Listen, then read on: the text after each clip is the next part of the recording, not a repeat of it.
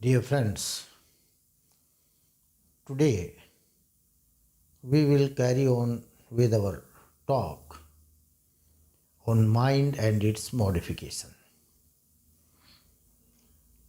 In the last talk, I just tried to explain certain terms, sat, asat, and all these things, but the Vedanta is a very complex and deep subject. It cannot be explained within a 2-3 talks. So many things, so many terms are there which needs to be clarified. And because of those terms frequently used, people are not able to understand the real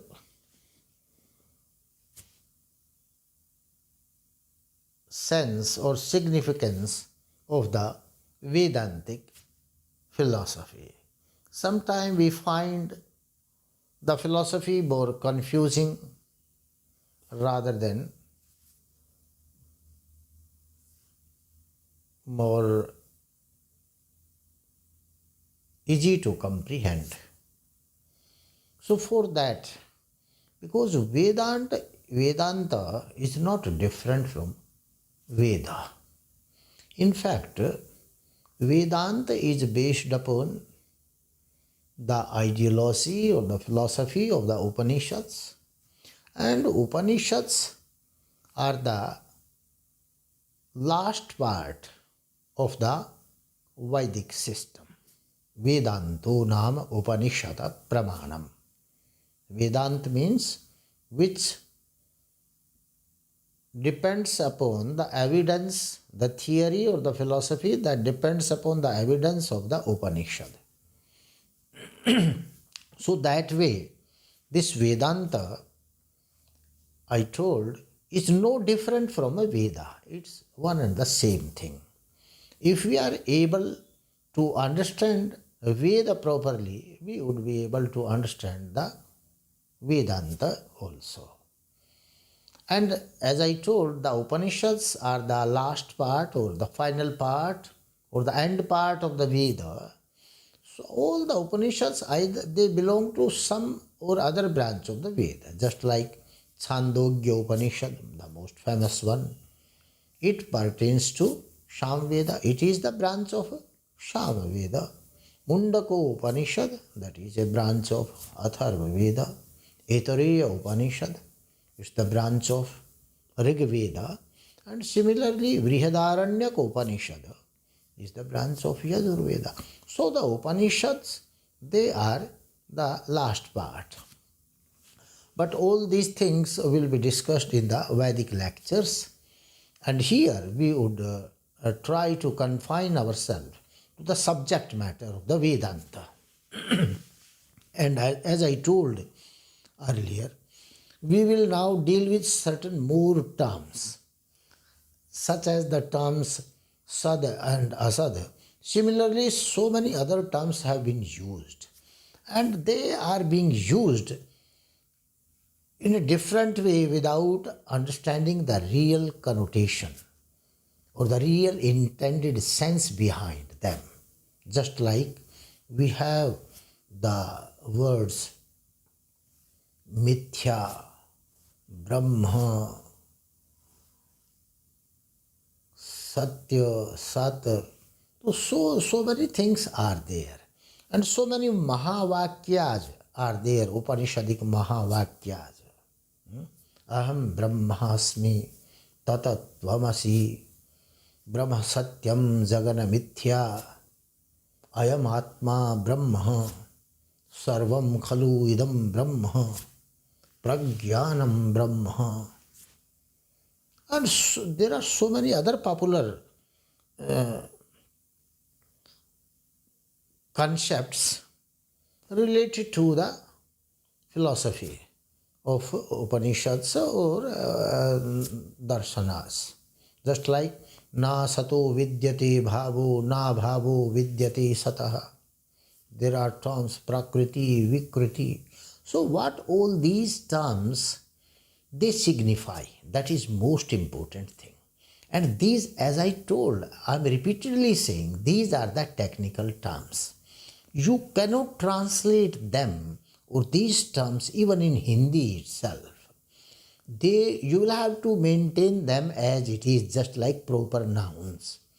And if you want to understand some their intended sense of these terms, then you will have to define these terms. So if you will translate the terms, you will be in total darkness, confusion, and everything will be flying out from the sphere of your knowledge. So I'll take up a few terms one by one, just like we are using the terms Brahma, Atma, Purusha, Ishvara. All these terms, the people mostly they apply these terms in the sense of Brahman, the supreme power. But all the times they cannot be applied in the sense of supreme power. Generally, most often than not, these terms are applied in the sense of soul. Brahma is also spirit, soul. Purusha is also soul. Ishvara is also being used to denote soul and the like. And if these terms are used to signify supreme power, then param or par word is prefixed to these terms. Just like Brahma is Atman and para Brahma, that is supreme soul. Purusha is Atman, Param Purusha, that is supreme power. Brahman you call it. Similarly, Atman is soul, human soul, and Paramatman, that is universal soul, supreme soul. Similarly, the term is Ishvara. Ishvara is most often than not used in the sense of Atmana, but Parameshwara, Param Ishvara, that is used in the sense of Paramatma. So there are 2-3 more confusing terms are there. Sometimes we, the seekers of knowledge, they identify the term Bhagavan with the Paramatma. Bhagavan is a different and Paramatma is a different. Any human being, by dint of his or her virtues, may become Bhagavan, but he can never become Paramatman, Brahman. Brahman, everybody, every human being who is born from mother's womb, he cannot be Paramatman, he cannot be Brahman, he can be Bhagavan. Bhagavan, Bhag eva Bhagavan, who is endowed with the 6 powers, Aishwarya, Yasha, and all these things. Those things are known as Bhaga, and a person endowed with the Bhaga is known as Bhagavan. So when we call Bhagavan Krishna, that we are not talking about the Paramatmana, the Brahman we are not talking about. This we must take into mind. If you want to learn the Vedanta and Vedas in proper and right perspective. Similarly, Brahma is most often than not used in the sense of Atmana, But when I will call it Brahmana or Parabrahma, that is Paramatman. So, these words, if you will apply this sense, the whole meaning will be clear and there will be no confusion. Now, I'll take one by one some Mahavakyas from Upanishad. Mundaka Upanishad, which is the part of the Atharva Veda, it clearly says, Ayam Atma Brahma, means this soul, this individual soul is Brahman, Brahma. This individual soul is Brahma. He gives the meaning clearly there itself. And when in Vrihadaranyaka Upanishad, Yajnavalkya says, Aham Brahmasmi, he is also talking about Atman. The context there belongs to the Atman. And he says, Aham Brahmasmi. My identity of a human being is Atman, not the body. He wants to say that. Aham Brahmasmi. He doesn't want to say that I am the Supreme Lord. No, nobody can say it.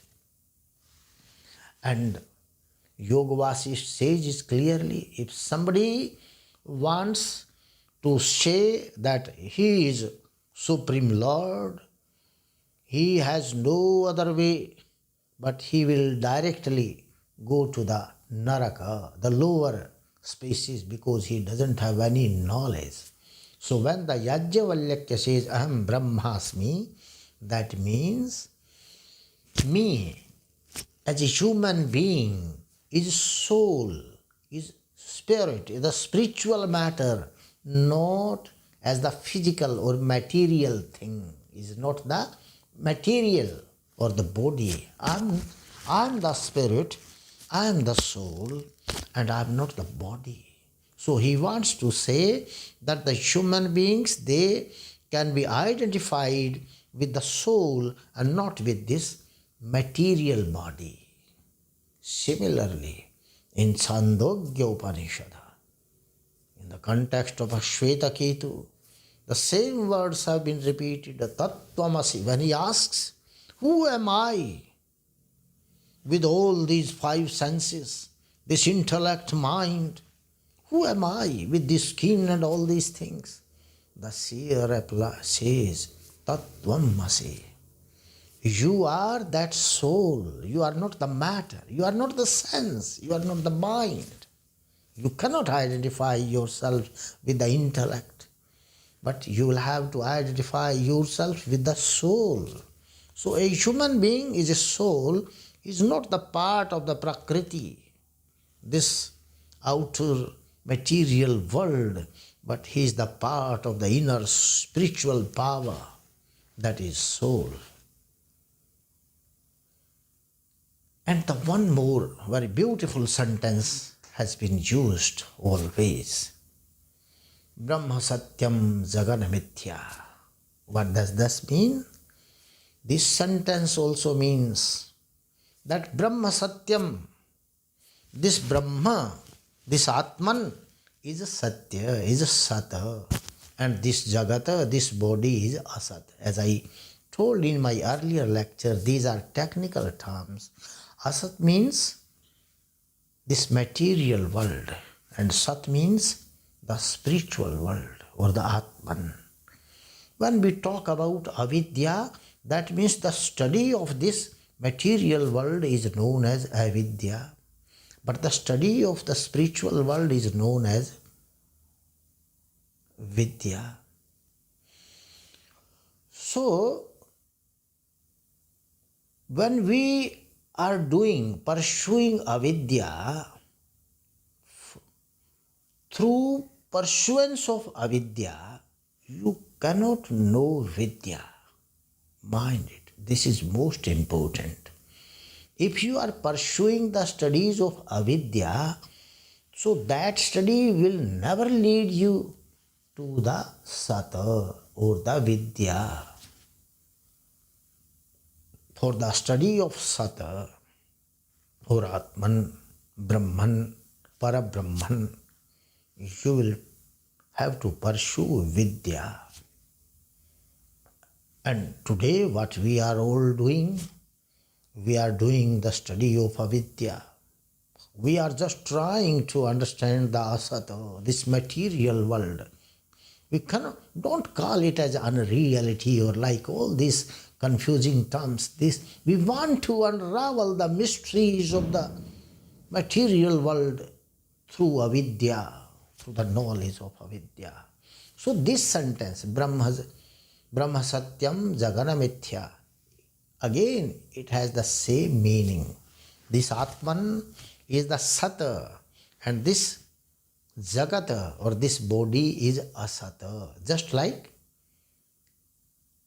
Sat and Asat. So Mithya means Asat. Mithya is nothing else. Mithya means the part of a Prakriti or Asata. That is why in Sankhya philosopher and in Yoga Vasisht also, repeatedly it has been said, Na sato vidyate bhavo. Na bhavo vidyate sataha. The sat cannot become asat. Sat can never be asat. And asat can never be sat. You can't change them. Sat will always remain as sat, and asat will always remain as asat. But generally the scholars, they translate it as na sat sato vidyate bhavo. Means sat is always existent and asat can never be existent. But this is not that sense. He wants to say na sato bhavo na vidyate. The sat cannot become asat. Means this spiritual, this soul can never become matter, and that matter can never be converted into the soul. These are the two different aspects. You will have to deal it. And similarly, there are the words Prakriti and Vikriti. We must understand it also. Prakriti is the parental part, and what is born of Prakriti, that is known as a Vikriti. We call it Vikriti, but the modern science calls it evolution. We call it devolution. If somebody is born of somebody, then the parental part is known as a Prakriti, and the part that is taking birth, that is known as a Vikriti. Just like the parents and the children. Children are the Vikriti of their parents. So that Prakriti is Sata, and the parents in that sense, in the sense of parent and children, the parents are Sata and children are Asata. But again the children, they give birth to their children, so they become, for those children they become the Sat part and their children become Asata. But this doesn't apply.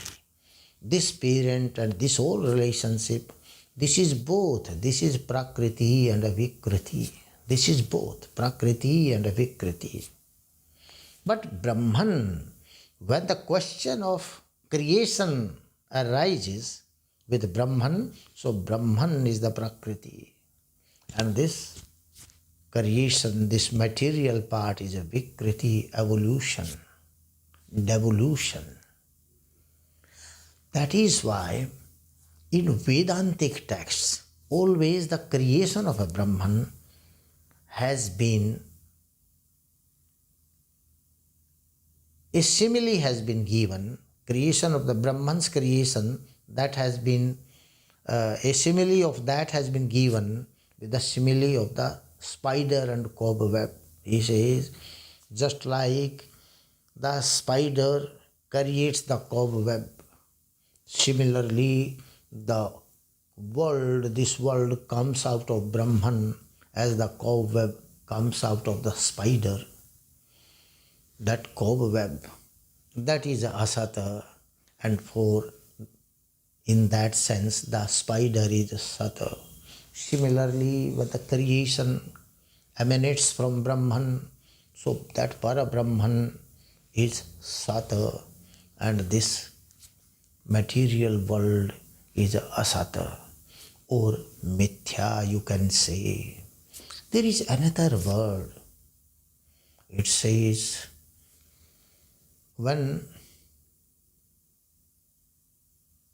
Brahman associates himself with Maya, he takes birth. So what is that Brahman? Not supreme power, that soul. When the soul, due to its sanskaras, associates it with the Prakriti, it takes birth in the form of human being or animal beings or any creatures. So that Brahman, when associates with Maya, Maya here, Prakriti. Prakriti, this matter, this physical world that you have in your Chitta Akasha.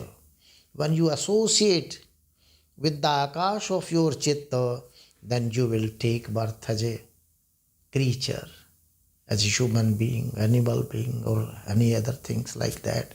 So this is the whole story goes on. It depends upon you. How do you think yourself? How do you associate yourself? And one more thing, most important thing, sometime these words, Brahma Satyam Jagana Mithya, Aham Brahmasmi Tatattvamasi, these words are not for teaching and preaching. You cannot understand it. And Yoga Vasisht raises a strong objection. Teaching these words to the persons who have not realized the self.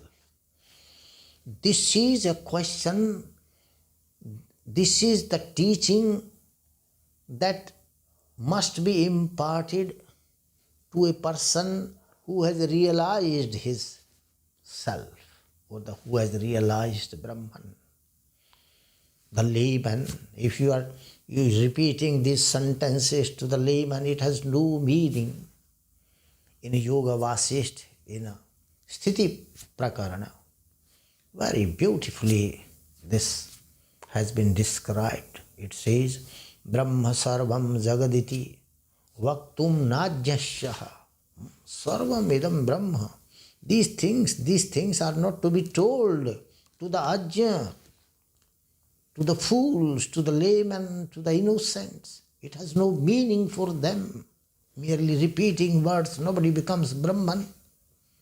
It is a matter of realization. How do you realize? It's a matter of your experience. Without experiencing yourself that you are not this body, you are the part of that spirit, you are the pure spirit, you cannot understand these ideas. This would be a mere information. It cannot translate into the actual sense. So, further he says, Tapo vidyan ananubhave sah tad etanubhutavana.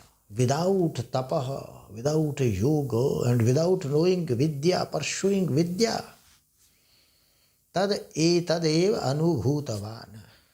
Without the knowledge, without the realization of self and pursuing vidya, nobody can understand it. It will just remain a sentence. So it's not so easy. It's not an easy task for a layman. It is for the practice. Those seekers, high-level seekers, when you will talk these sentences to them, tell these sentences to them, they will understand it. Not even a physicist can understand the knowledge of this. So an experience of a yogi, an experience of a mystic can be verified by the yogi or the mystic himself. No scientist in the lab can verify it.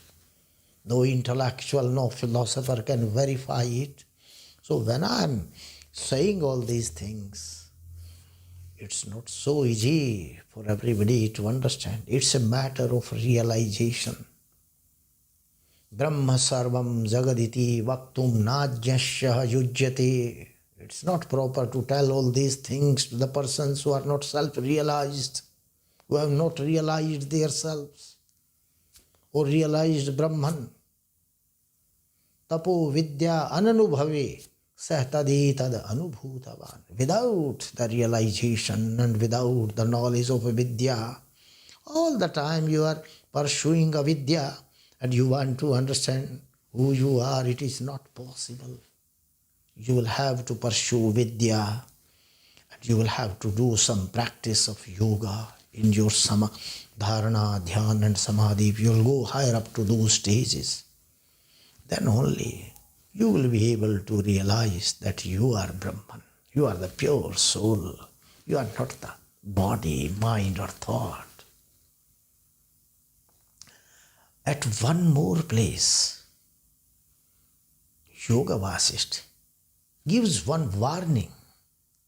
He says, Idam jagad asad brahma satyamityeva vaktiyaha tad unmattam ivo namatto vimudho api hasatyalam. If you start repeating these words, that this word is a asat or a mithya and Brahma is a satya, to the layman,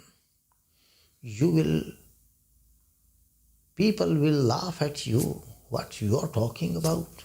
You will become a laughing stone. So don't utter these words to the layman or to those persons who are just merely pursuing avidya. It is not their subject matter. A person who is enjoying avidya and enjoying this material world and pursuing avidya, it is not their subject matter. That is why the Upanishad, Ishavasya Upanishad says, Hiranyamayena patrena satyasya pihitam mukham tattvam apavrinu satya dharmaya drishtaya. The truth is hidden, the sat is hidden by the money, by the gold, by the material things. This material world has covered or concealed the sat part, this atmana. Tattvam apavrinu. You will have to uncover that matter from your soul. Means how to uncover it? You will have to pursue vidya. Satya dharmaya drishtaya.